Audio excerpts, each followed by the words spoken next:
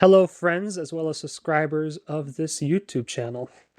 If you subscribed to this channel within the last few weeks, you probably did so to keep up to date on Felicity's NICU journey. And you're welcome to stay. However, the main intent of my personal YouTube channel was to upload discussions I am having with fellow students of philosophy, psychology, and neuroscience, where we flesh out and work through many complicated ideas. And with Felicity's NICU journey in the rearview mirror, I would like to continue with those academic pursuits. However, I will continue to post updates on Felicity's preemie journey as she develops here at home with us um, on her own podcast, which can be found in the playlist section of this YouTube channel. So, returning to my academic pursuits, this is the following recording was recorded back in March. It was a proposal given by Ghraham on the nature of agency. This is a continuation of a long discussion we've been having on this topic. If you liked my proposal on the relationship between reason and force and how our institutions can better cultivate agency to promote prosperity, or if you like Parker's proposal on agency that goes over the relationship between victimhood and transcending your circumstances, despite whatever disabilities or infirmities are placed upon you, then this is a discussion that you will enjoy. Chris goes over whether agency is something that we can cultivate, something that we could actually develop. Think about these questions as you listen to this dialogue. Have you ever felt stuck in your environment, job, city, patterns, and wondered if you could actually change the game instead of being played by it? When you see massive cultural shifts or inventions that redefine the architecture of reality or the culture, do you believe they come from the culmination of many ordinary people working along, or are they directed, catalyzed by the individual actions of just a few high individual or high agency people? Is agency morally neutral? Can the tools that you use to change the nature of reality be for the good, or can they be used for something darker? And finally, can you learn to become one of those high agency people, or is it something that you are merely born with? Welcome to another session of Peterson Academy diaLogos. Today we have Ghraham giving a proposal. We have Scott as the lead listener, alongside with Parker and Todd, new participant today. We have Juan being tasked with the role of Scribe, and myself as Herald. And Josh is also a listener too. I forgot to mention that. All right. So let us begin. Take it away, Chris. Okay. So I suppose my proposal is very simple, in theory. So the gist of it is that the shape of our society and our culture is a result of individuals who exercised very high agency. And when I say high agency, I am meaning it in a way as people who do not allow their environments, their arenas to hold them back from actually taking control of their lives, taking control over the arenas and changing them. Um, so for an example, the Wright Brothers, they were high agency in that they pursued a way to get men to fly. And so they invented the airplane. And uh, there's a number of examples of people who were very high agency, and it helped to change like the course of history, the course of our technology, in our culture. Even you could say even someone like Sam Walton and how he developed Walmart and how Walmart spread. That has he you could even say like Jordan Peterson is a very high agency person. He's become so widespread in just both putting out like his lectures and then also in how he, spoke out at the University of Toronto and things like that, and just kind of exploded into the media scene. Um, all of these things are the result of people exercising very high levels of agency that have caused the course of our history to become what it is. Essentially, they're the main players of our world. Is everyone who has exercised this high agency. So that's essentially the proposal. Okay. I think what I heard was life is what you make it, and some people change a lot of lives. Yes, yeah, to very significant effects, and yeah. Why is that detail important? Bringing up the high agency person. Well, I don't think that um, for drastic change to happen, that is what is required. Because if people are stuck operating under low agency, they're not actually able to break their arenas. Or in other words, they're not able to actually like change the environments in which they find themselves. They are more beholden to them rather than being um, agents within them that can change the arena.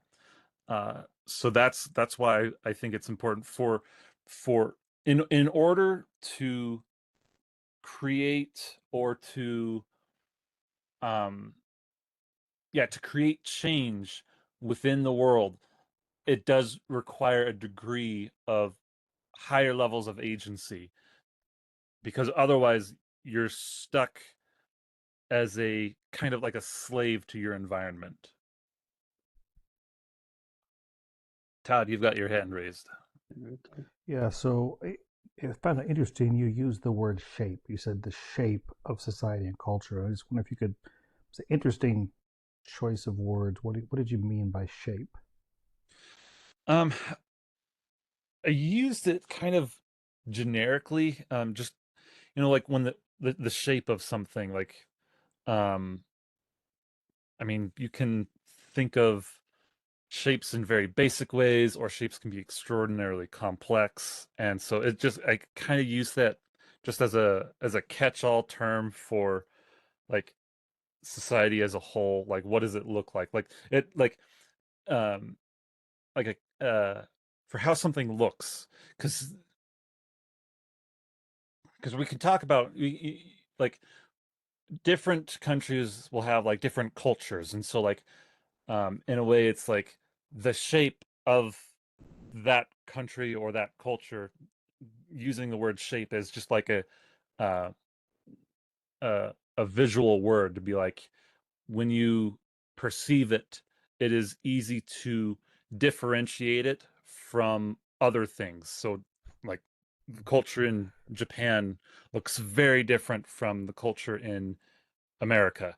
The shape of America and Japan look very different, and so it's just an easy kind of visual Okay, tell. maybe I might be making too much of it. What I heard you say at the beginning was, the shape of society and culture is a result of individuals of high agency. Hmm. It sounds like if I just removed shape and said society and culture is a result of individuals of high agency, is that different, or does the what is how is the shape different? I want to make sure I'm not missing something if that shape is Oh, important. Because okay. to me, it sounds like you're just saying society and culture are the result of high agency.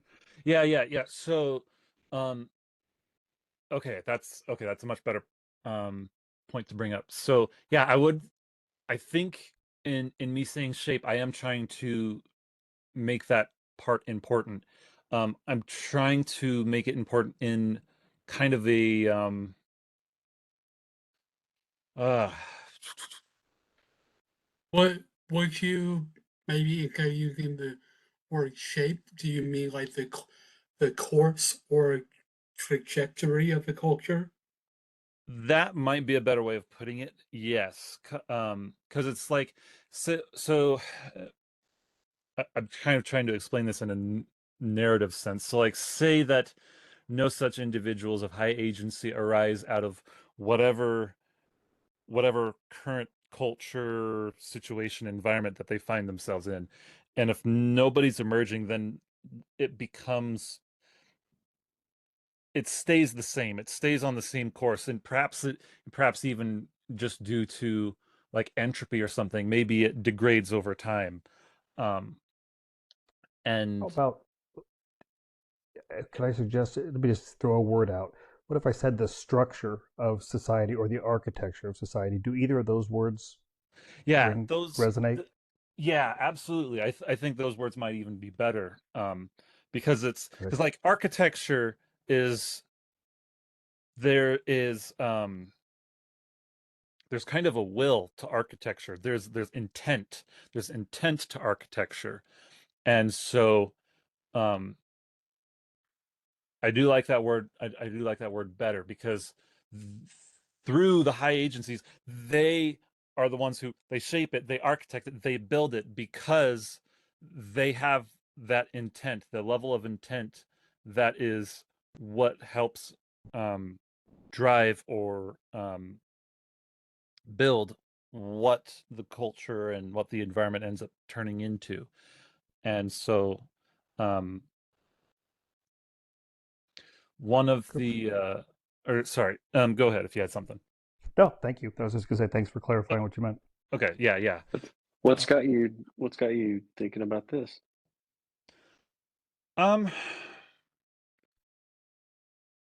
well one thing that had me the initial idea of where this proposal kind of came out of was um kind of ask and you shall receive. And so this is another attachment kind of onto this proposal. Uh, and it's the idea of how you're more likely to get what you want if you ask for it. Um, so I read about this um, interesting math problem. It's called the simple marriage problem, and what it essentially shows. I'm not going to get too into the actual problem itself, but it's essentially a pairing math problem where you're trying to take a group of single men and single women, and you're trying to pair them up in such a way that every single pairing is a stable marriage, meaning that no one would leave their partner for someone else who would accept them. So essentially, they're all in a stable marriage because no one would leave. Um, and what the way to work out how to get everyone into stable marriages, um, you either have the men start asking by rank preference the women to be with them, um, or you have the women ask their rank preferences um, to be they ask the men, and what ends up happening is they find that if the men are the ones asking the women, um, then ultimately as they go through the course of the problem and the algorithm that kind of sorts everyone to have stable marriages, the men have their most preferential partner that wouldn't switch with someone else, and the women have the least preferential partner and they can't switch with anyone else. And so what that is essentially saying is that it is the askers or the people who are exercising the agency, they're the ones who are going out to do the thing, getting what they prefer. It shows that you get what you ask for.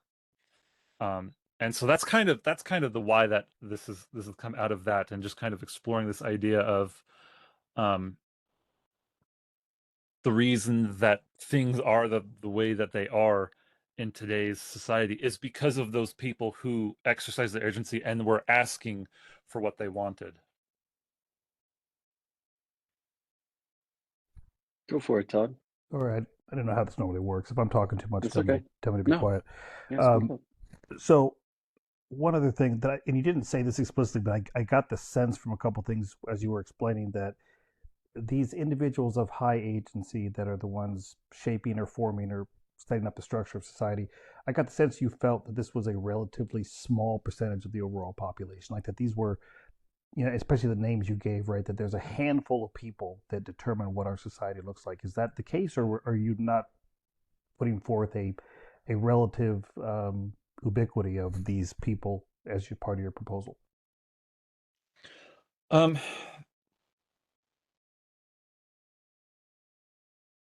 I would imagine that there's probably, oh man, see, that's one of the things where I'm like, I don't really know, because that's something that's kind of hard to measure.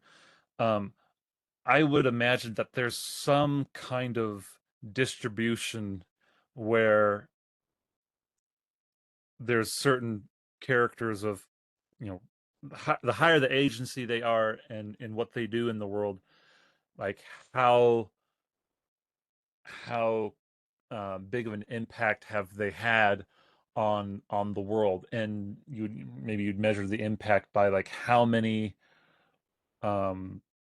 lives have they impacted.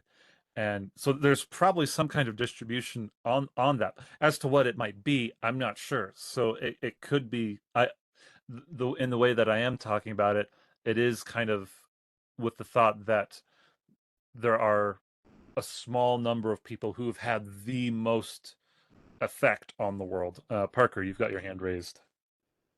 Yeah, so would it be possible for we've been talking about high agency people, and there have been a small amount of high agency people that have affected the course or the trajectory or the architecture, the structure of culture. Would you say in this paradigm, would there be a set amount of the high agency people, or is it possible for I would say the ordinary people to obtain more agency and thus have a bigger effect? And if so, how does one obtain more agency? That's a good question.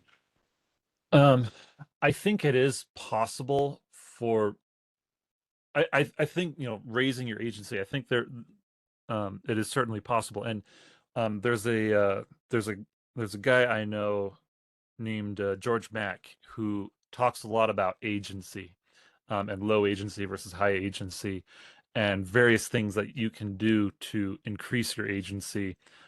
Certain like questions and approaches to problems and things, or even just in kind of changing your vernacular, your language, and how you approach things. Like, so instead of seeing problems, you see puzzles, and in approaching puzzles rather than problems, there's an increase of agency because you're more engaged with it, and you might be thinking more creatively about it rather than just thinking of it as a problem and letting it get you down. Scott, go ahead. So, is agency an internal thing only, or does it also have external conditions? External conditions like Money, okay. environment, Okay, yeah. geographical location. Those might have so yes to both. Those things, I would say, on the external side of things, those are what might be obstacles on a psychological level for someone that would keep them in a lower agency state. But I don't think that they're necessarily something that those with high agency would people with high agency overcome those external factors. That is kind of the main principle behind agency, and in trying to get to a higher level of it, is the higher agency you have, the more you're able to think through those external factors and kind of overcome them, transcend them. Josh, go ahead.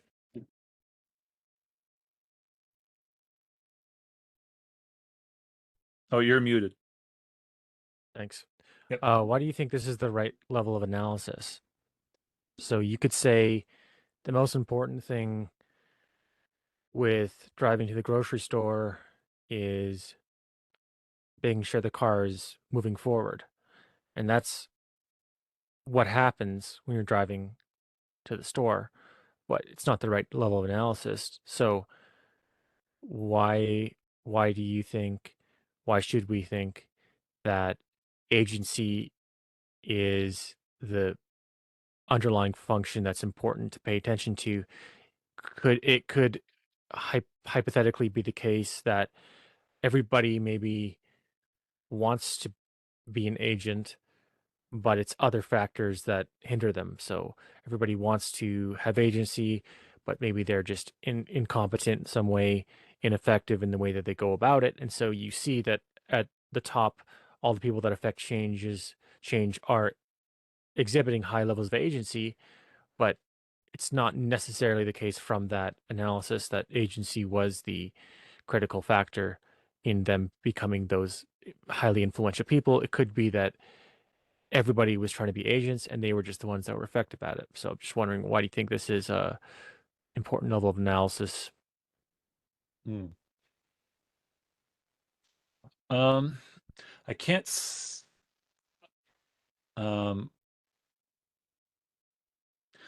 well, I don't know for sure that it is. And so I guess, I mean, this proposal is me just trying to make a case for it as being an important level of analysis. And I guess my case for that would be something like,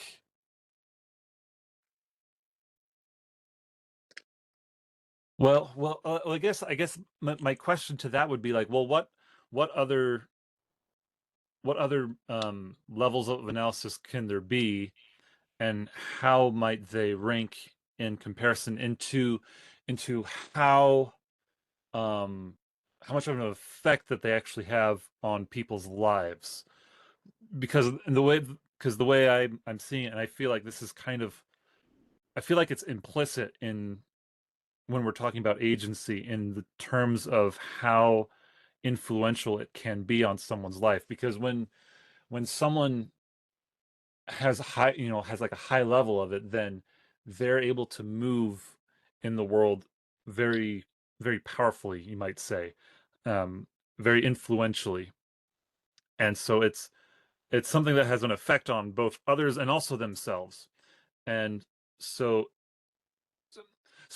are you asking kind of like what is this like a important level of analysis for like people who are like down in low agency areas and who aren't really having that much influence and effect on the world? Is that kind of like, I kind of just want to understand like what are we trying to get at in understanding the whether this is the right analysis or not? When it comes to thinking about and analyzing how one can be powerful in shaping the world, you could also think about a dichotomy of power or competence, or luck. And so those would be like kind of ways of analyzing it. And then that's distinct from agency. And so maybe what's at the heart of my question is, how can the understanding of agency as a primary function help somebody? If somebody hears agency is, what results in these factors, well, how do you get to agency? Yeah. Okay. Yeah. And for that, I would probably go into talking about like locus of control, having an internal locus of control rather than an external one. I can go into that, but Parker has his hand raised. Oh, You're muted. There you go. I would okay. So, well, I can come up like that. You mostly defined agency in terms of power over the environment. You can term like power. They move powerfully through the world. They influence like power and influence. The what agent is agency in the dichotomy a neutral term? It could possible for individuals such as Stalin or Hitler to be high agency people, and if so, um, what differentiates a high agency person from, you mentioned the Wright brothers, someone who influenced the world for good over someone like Stalin, Hitler, or Mao?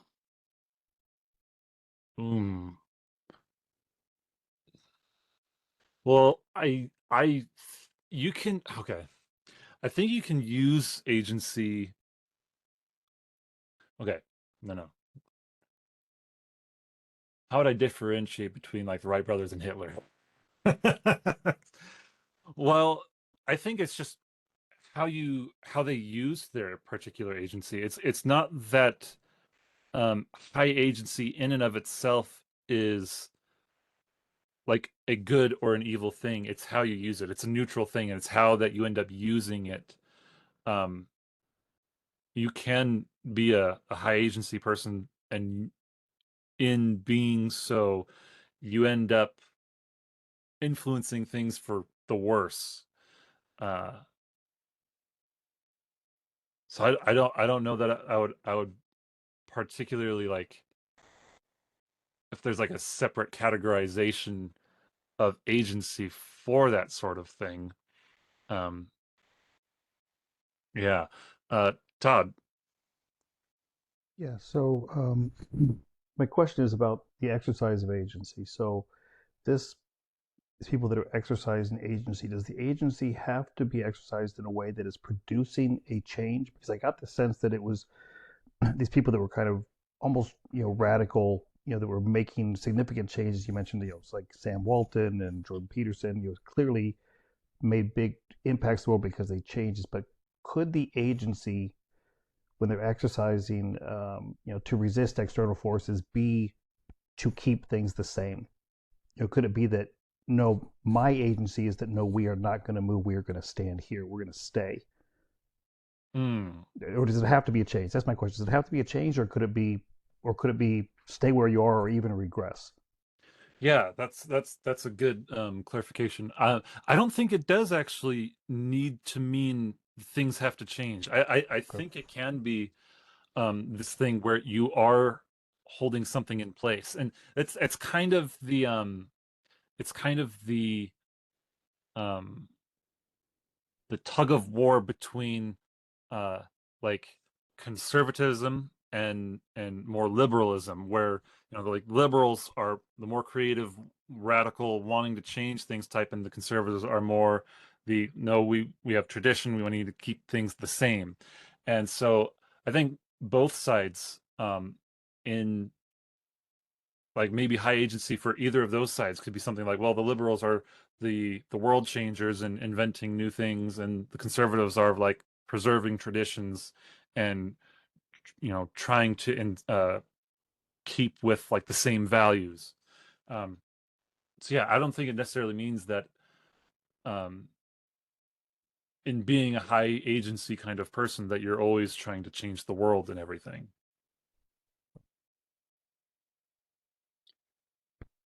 There's something to be said about the first part of the proposal, with the shape of society is determined by these high agency people, right? So I'm wondering, why focus on the high agency person whenever it requires the masses to shape society? One person doesn't shape society, everyone participating. So these people are hitting something within the masses, and maybe high agency has an ability to tap into this resource.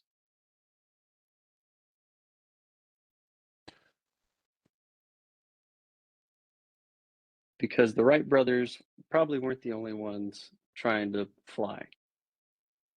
They just nailed it and made it work. And then everyone's like, let's support and build these people up and build their story. Right. Yeah.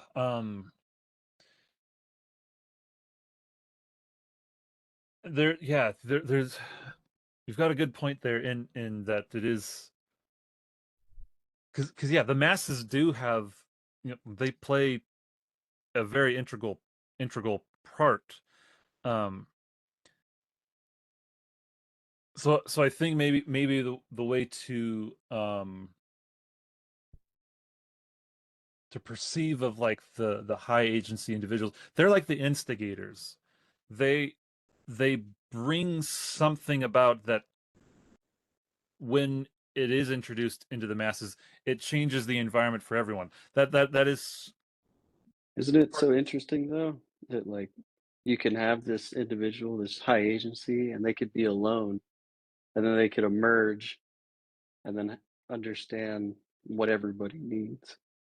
Yeah, and even like in a narrative sense, that's kind of what the hero's journey is. Um, the hero's journey is you have an individual who is a high agency. They go out into the world, they learn things that they need to learn, and then they return and bring back this new essential knowledge or whatever it is that they bring back home, and it transforms their home. And so yeah, it's the masses play a part in that. Without them, then the shape and the structure of the culture and society doesn't nothing would change without them, because they're the ones who actually have to implement. They have to take what the people of high agency have given them. They have to take that and implement it en masse, and that's what causes the shape and the structure to really emerge from that.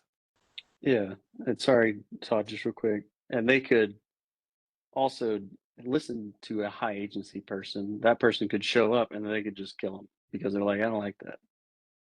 Yeah, that is the issue, isn't it? Okay, sorry, go ahead. Yeah, so I was just listening to what you were both talking about in terms of the masses, and I think, and let me just throw this out there. You tell me if this resonates with you. Is we talked about these people of high agencies forming or influencing the structure or the architecture of society. When I think of that, I think of structure, architecture, and kind of broad strokes, right? Not the details, just filling out the broad strokes, the vision, right? And then it's the masses that fill in the details, right? And just to take a simple example, we talked about Jordan Peterson, who came out with a vision, right? The details are filled in by people exactly like us doing exactly what we're doing, right? We are doing what we are doing right now tonight because I think none of us would be here if Jordan Peterson hadn't appeared out of nowhere in 2016, right? Does that make sense? Is that consistent Yeah, with your thoughts? absolutely. Fair. Yeah. Sounds fair, yeah.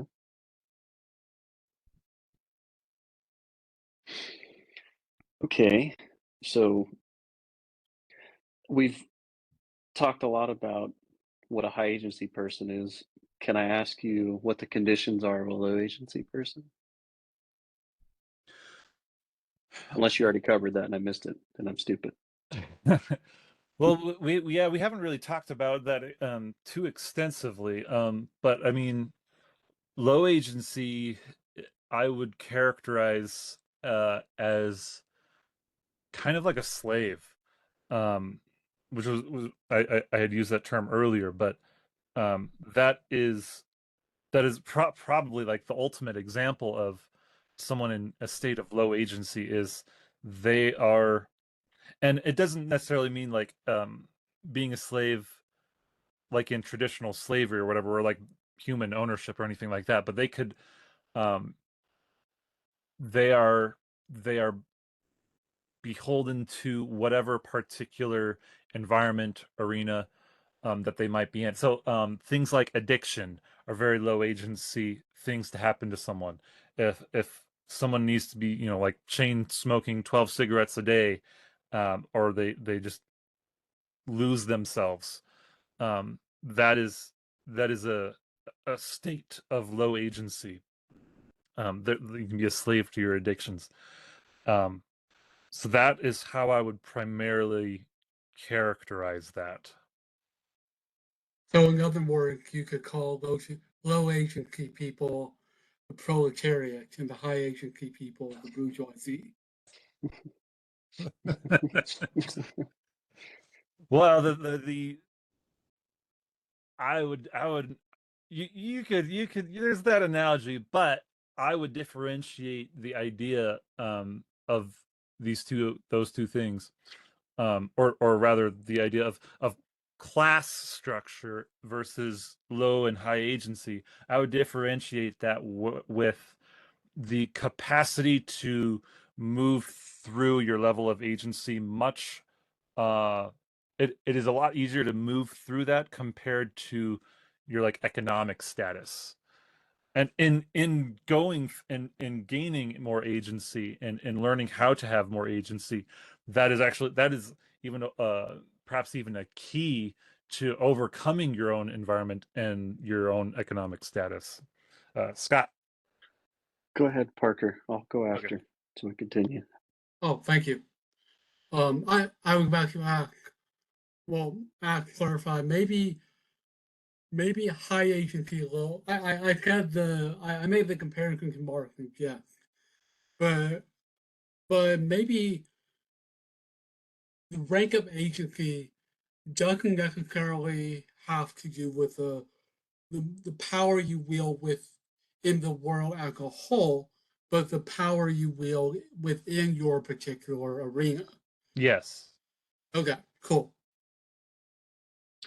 So I like trying to find material on internal and external locus of control. And you mentioned it earlier. I want to hear how you were going to ring that in. Yeah.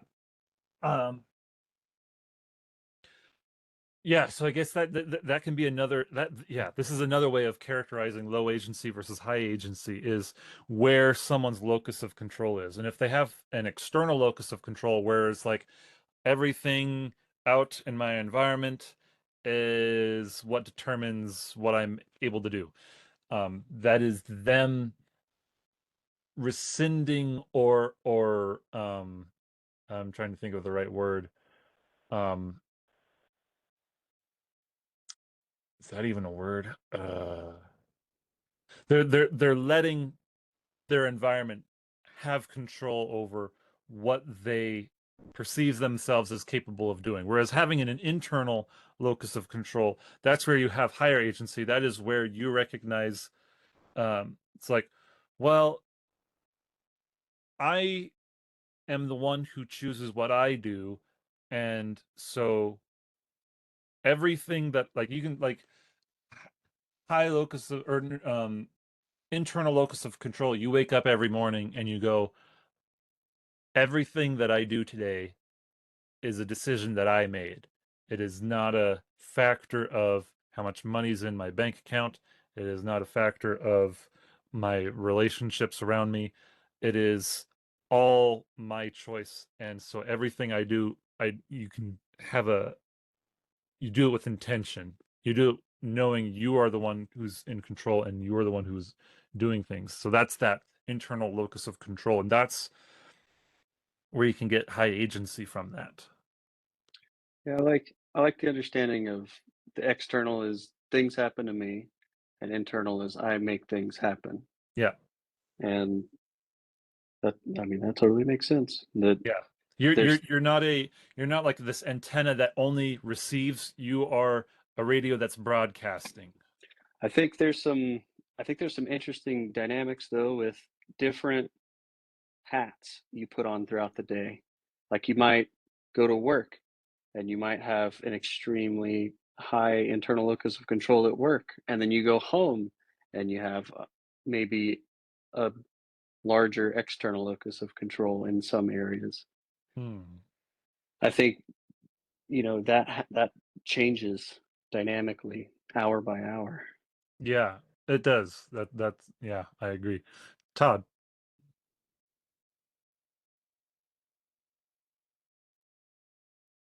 Oh, you're muted. Sorry, just thinking about the locus of control. We've talked about these agents. There's probably, and I would propose, coming back to my earlier point, as are there few or many of these? It's probably a Price's Law type of thing that Jordan Peterson talks about. It's the square root of the total number of people that probably do the majority of the changes. Yeah. It's a relatively few number of people, and these are people that are willing to essentially impose their will on the world. And so my question is, and this is maybe outside of the scope of what I'm supposed to be doing as a listener, and if it is, and fair, just let me know, but is that good or bad?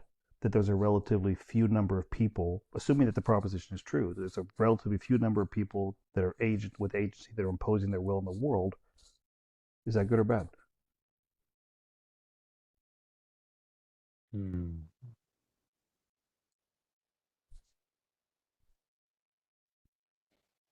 I don't know that I could even answer that objectively. And I mean, my answer to that is kind of like it depends, and that comes from a place of like, with these few amount of people who are able to inflict their will onto the world and cause these big changes and everything,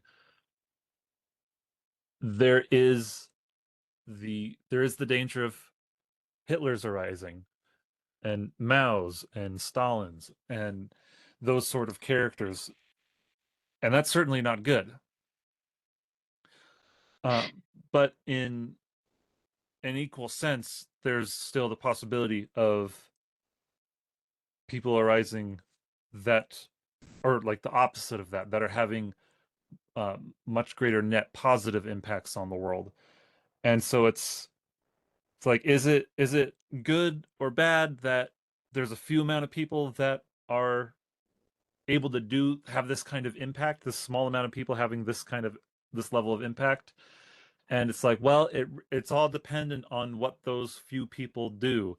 And it's also, I mean, it's also kind of dependent on how the masses respond, because there's a line I really like from Alexander Solzhenitsyn in the Gulag Archipelago, which is, the line between good and evil cuts through the heart of every human being.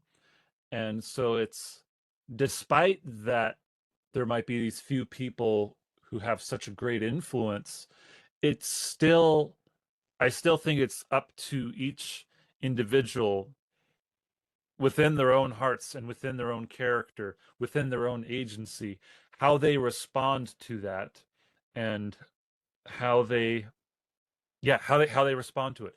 Do they allow the evil, or do they rise up against it? And as we've seen many times throughout history, Hitler is prime example, people have risen up against it. And yes, Germany and its people came up on the wrong side, but by and large, I think people in the masses tend to gravitate more towards the good, and allowing those people who have great influence, they are more willing to let ones who are aimed towards the good be the ones who have the level of influence that they have, to continue to have that level of influence. Scott. So, 2 questions. How would you explain this idea to a child? And the second one is, what should we do with this information? What should we do with this knowledge? Okay. Well, I'll start with the first one. How would I explain it to a child? I would probably explain it to a child in telling them like they're ooh.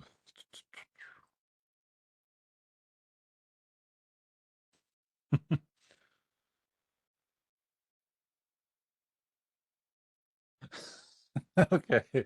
Um, maybe this is a somewhat juvenile way, but it's trying to explain it to a child. So there's this maybe you've seen this video. There's this very amusing video out there of a guy who's got a little children's toy where it's a little barrel with a bunch of shapes, and there's different shape holes at the top of the like a lid. It's got a lid, different shape holes. So like, all right, where's the cube go? That's the square hole. Where does the cylinder go? It's the square hole. And where does the triangle go? That's right, the square hole. And so that video is kind of showing like, so you've got an environment, and that's this cylinder with the lid and its various shapes. Now your typical perception would be, okay, each of these different shapes would go into the corresponding shape. High agency is recognizing, no, they can all go into this one. So that might be a way I could explain it to a child. That's a fun way to do that. Yeah. And then as to your question of, well, what do we do with this? And that explanation for a child, there might be a better way to do it, and I might think of it later. But as to like what we should, how would we respond to the information, what we should do, I think it's just a kind of a call to awareness of the importance or the power or the impact of having high agency, and that it might be wisdom or worthwhile to pursue ways in which you can increase your own agency. Josh, go ahead. Is it mathematical, like the Pareto distribution, mathematically derived, so that these few people that have high agency and high effect, it's more a result of some phenomena that results in that just being the way it is. So somebody who has a bit more agency than somebody else will then have more likelihood to get more agency because they're in a place of maybe more influence and such. I'm not sure if you're aware of the stuff with like economics and Pareto distribution that lay out a idea that basically people are organized in this asymptotic curve approaching infinity of parabolic distribution, because if you have lots of money, then you will get more money. If you have very little money, it's very hard to get any money. So is it just mathematical? I'm not so sure. I'm not. I I do think there is a sort of Pareto distribution to this idea, or to the low agency people versus high agency people. But I don't necessarily think that it's representative of the trick to gaining more agency being like a mathematical problem or something that is I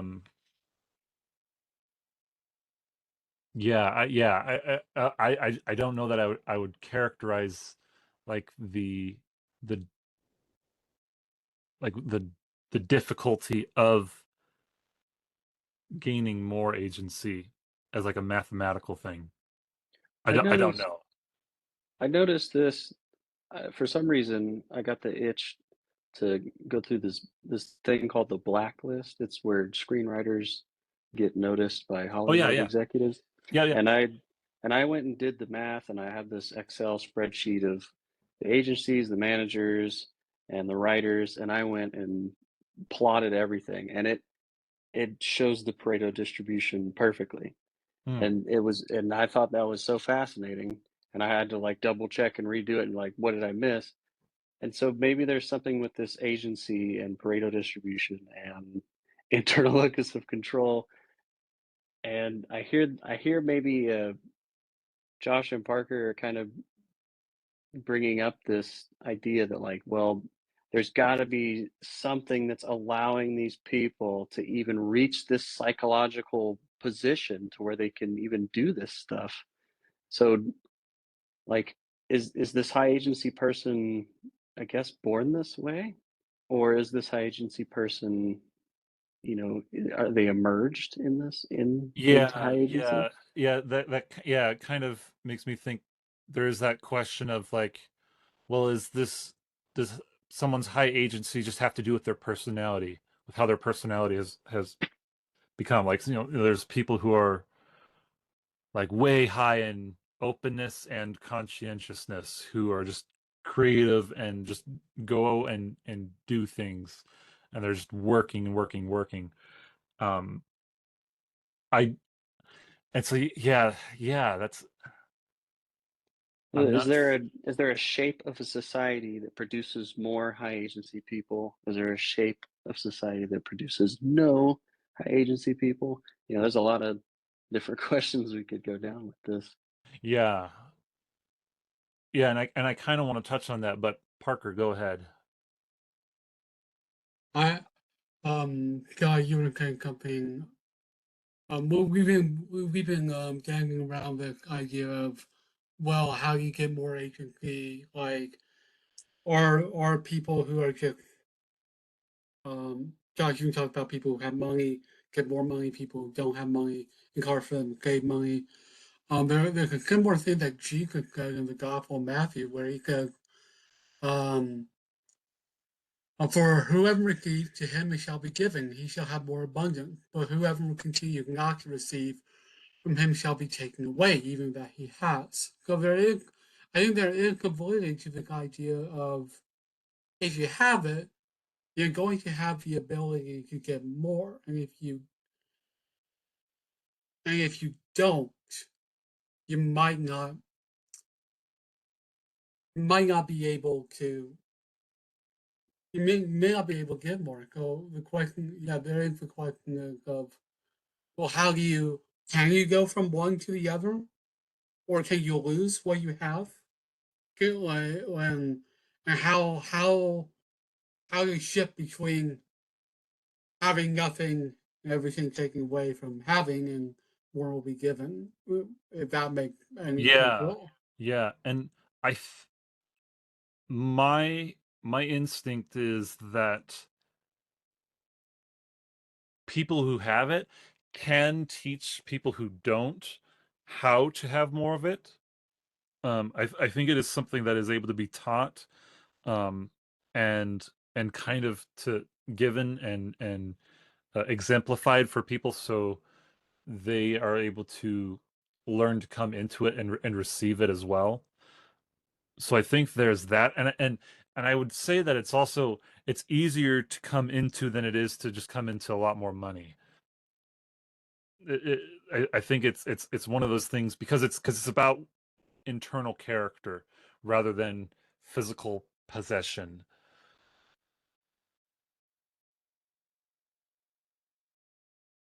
Go ahead, Todd.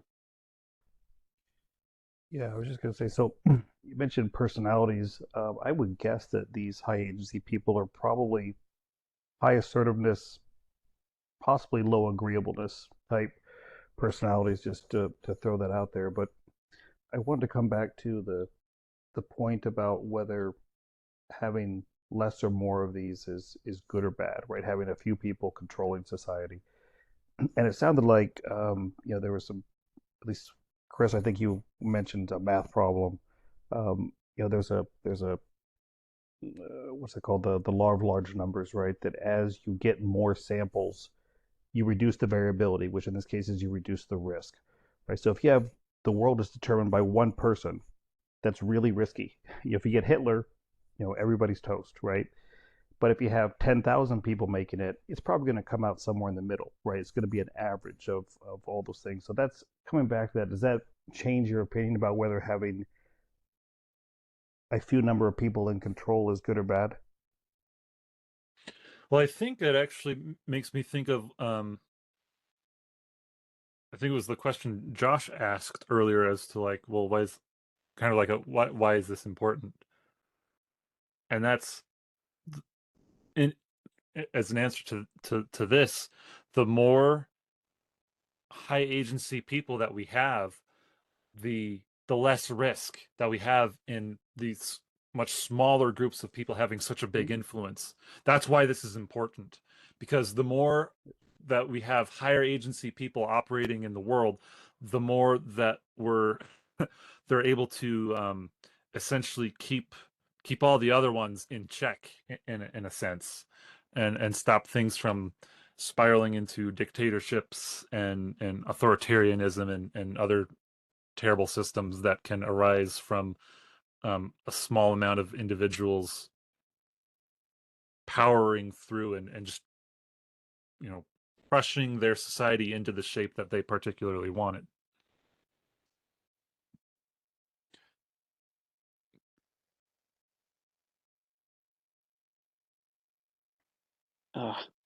That raised more questions, but I'll bring it back to, I'm really interested. You don't have to, give me the curriculum, but how do you think you can teach this people to gain agency?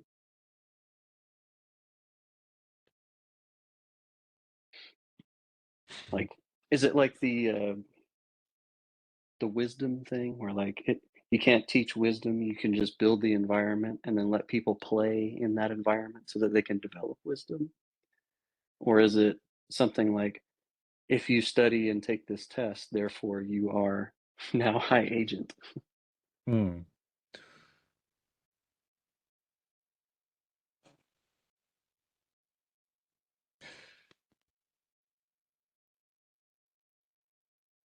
I don't know that I know enough myself for like how would I teach someone to have more agency? Like I I would probably have to, this is something I'd have to think through a lot more and kind of develop um ideas for like how I would teach someone.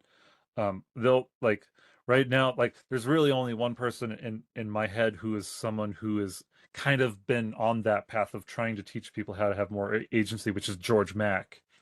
He's like the low versus high agency kind of person.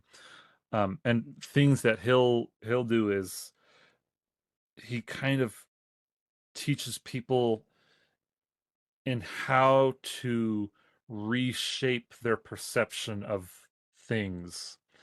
And I think that actually is a really big part of teaching people how to have higher agency, because a lot of low agency comes out of your perception of your environment and the world, and also your perception of yourself. Because people who are of like low self-esteem are probably on the lower agency end of things, and so they need to be taught and shown how to perceive themselves more highly, and Mm. with ideas that they can act in the world and do things and change things and change themselves. So I would say that's probably the biggest factor, is in reshaping people's perceptions. How do we make sure that that isn't, how do we know that that's the right thing to do? Hmm. Well, the simple answer is probably try it and measure the results and see. FAFO, back to Yeah. FAFO. Yeah. It's like, all right, well, let's try changing perceptions about these things. It's like, all right, and then after such amount of time, how much, like, how has that person's life changed? Are they happier? Are they taking more actions in the world? Are more things changing for them? It's Um, yeah. It sounds so like it borderline sounds like life coaching and yeah, psychoanalysis and at the surface it sounds like breaking a cycle, you know, like an exorcism. Once you can yes, name the thing, then you can get rid of the thing. yeah, yeah. Parker, go ahead. I'm going to interject as Oh, timekeeper. We should probably wrap it up soon so we can get the Scribe report and the Herald report. sounds good. One last question for me. You linked higher agency with we've been linking higher agency with more um, assertiveness, self-confidence, um, self-esteem. You mentioned Mac. I forgive me. I forgot his name. George Mack. Toby Mac. George Mack. Mac. George Mac. Yeah. Yep. Sorry. His reshaping protection on self-esteem. When I think of if we're defining a high agency people as people who have contributed to the architecture of the world, most of what I would think of are religious leaders or religious founders, and yet they seem to have the opposite.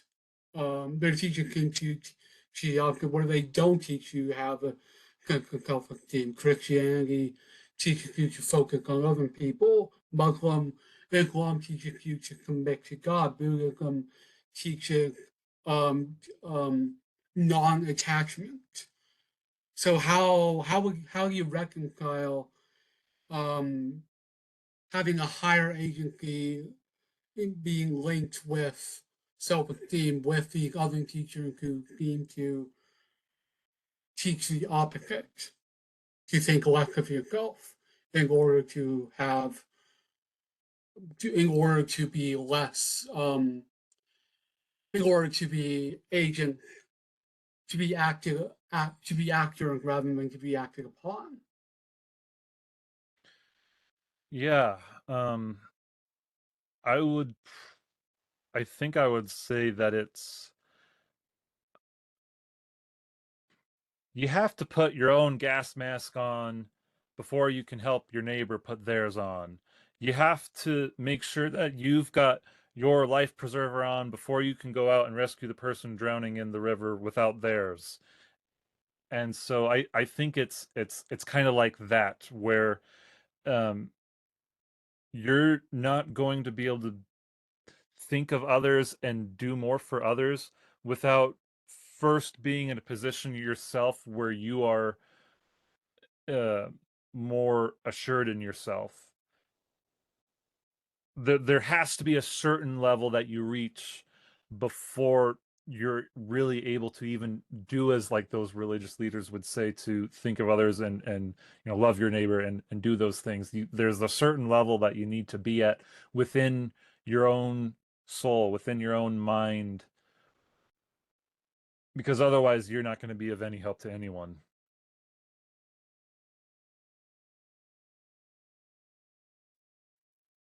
What do you think it takes for low agency to override this high agency? Like what falsifies this? What would what would have to unfold for low agency people to make the shape of society? I think it's really got to come out of personal transformation and the the recognition that the patterns of their perception that they had been stuck with so long are bad patterns, and they need to break out of that. And that's that is the transformation. They have to overcome their sense of being stuck. Like Carl Jung talks about, a lot of the patients that he would see, a lot of them describe their issues as feeling stuck. And so that is kind of what low agency can really feel like. You feel stuck, and so you have to transform in such a way that you're able to break out of that that rigidity, and see things from a different perspective, gaining more perspectives. That really is like one of the core aspects of wisdom, is being able to have multiple perspectives, see things from different angles, and in doing that, I think is a crucial step in what you're saying.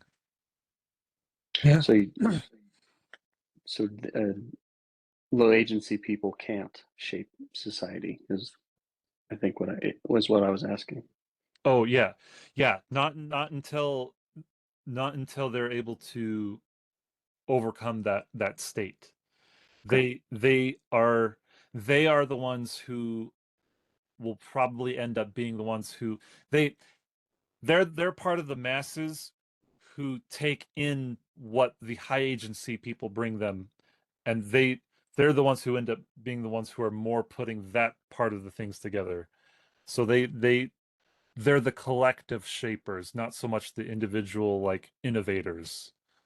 Gotcha. Yeah, that's probably a good place to tie up, if that's okay with you, Scott. Our time, yeah, we went pretty. That was a good session. I Way, have a way lot longer of than I to expected. say as Herald, but no, that was good. You had a really good proposal. Let's hear from Juan if he's here. Is Juan here? Yeah, Juan is here. Yep. Yeah, we can hear. All right, so this is the Scribe report for Chris's proposal. Basically, his proposal was the shape of our world and culture is the result of what we ask for. He approached it initially from this perspective of there being two types of people, the high agency person and the low agency person. High agency people are actually those who shape our world when they go out into the world and they act upon it. And they have huge impact on well-being, and they actually change the world and change a lot of lives, and they're main players of the world. We delve into why this is important. We asked a little bit of like how we're conceptualizing these, like why is it that we use these certain types of words against others, for example, like using the word shaping or the word architecture and building, and we figure out that using architecture is actually preferable to shaping because it also implies some type of intent behind it. But it didn't stay there. We asked like, okay, how can we gather more agency? We spend a lot of time trying to figure out if this is something that is a mathematical principle and is actually set on a stone, or if this is something that we can work towards having more agency, for example, and being the and trying to unlock being the high agency person. And we sort of determined that perhaps there is some type of mathematical characteristic to it. Perhaps it could be described in Price's law or with a Pareto distribution, but ultimately also this is something that we are able to work towards, and is something that actually it's our responsibility to actually harness more agency.